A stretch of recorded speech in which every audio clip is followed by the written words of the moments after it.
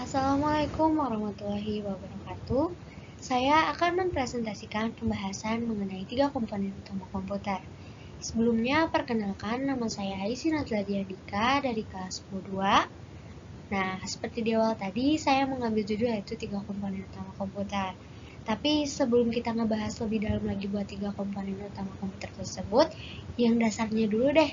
Teman-teman pada tahu nggak sih apa itu komputer?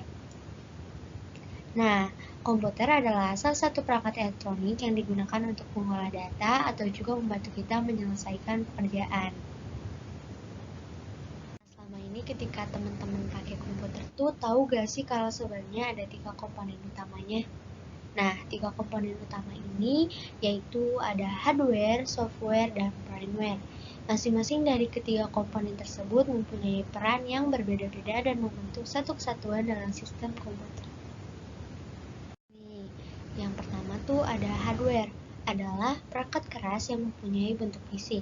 Hardware dapat dioperasikan secara langsung dan berfungsi sebagai penghubung antara pengguna dengan sistem komputer. Jika perangkat keras komputer diibaratkan sebagai manusia, maka hardware adalah bagian otaknya.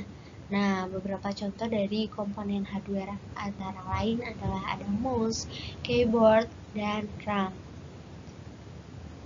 Ternyata hardware terbagi lagi menjadi 5 bagian, yaitu ada input device, processing device, output device, storage device, dan yang terakhir ada perangkat tambahan atau peripheral. Dari kelima komponen ini memiliki peran dan fungsinya masing-masing.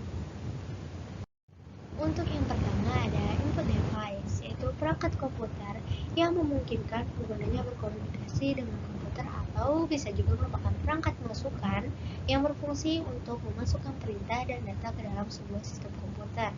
Data yang sudah masuk nantinya akan diubah menjadi kode yang bisa dibaca oleh memori utama komputer. Contoh dari input device adalah webcam, mouse, dan keyboard. Untuk yang kedua ada processing device, adalah data yang dimasukkan melalui input device. Kemudian data tersebut akan diolah pada komponen processing device karena memang tugasnya untuk mengolah data. Proses ini secara spesifik dilakukan oleh Central Processing Unit atau CPU atau yang dikenal sebagai otak dari sistem komputer. CPU ini bertugas untuk menerima dan menjalankan data yang diperintahkan ke bagian perangkat lunak atau software. Beberapa komponen dari CPU meliputi RAM dan hard disk. Yang ketiga ada output device, adalah hasil dari pengolahan data oleh processing device dan ditampilkan kepada pengguna. Data yang diolah bisa berupa gambar, video, serta suara. Proses ini akan berlangsung dari bagian output device dan akan dikeluarkan melalui beberapa seperti monitor, printer, dan speaker. Untuk yang keempat ada storage device, adalah komponen yang bertugas untuk menyimpan data kita.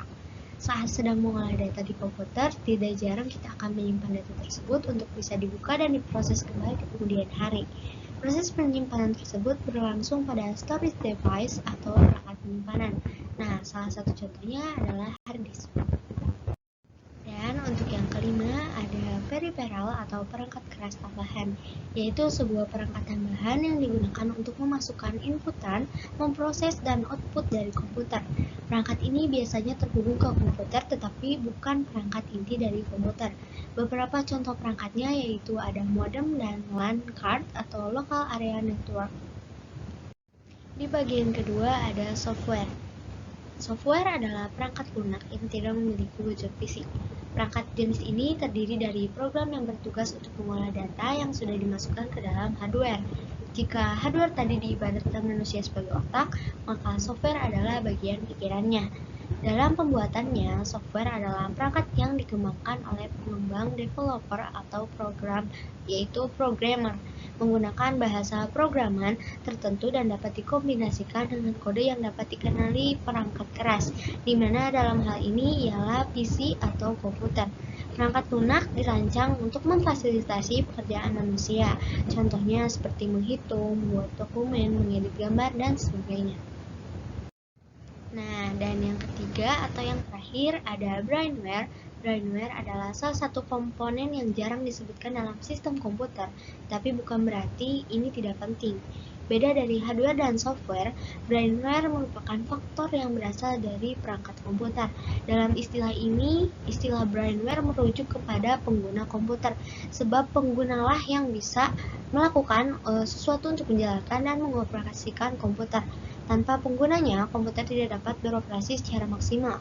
Contoh dari brainware sendiri antara lain adalah programmer, sistem analisis, operator, dan administrator.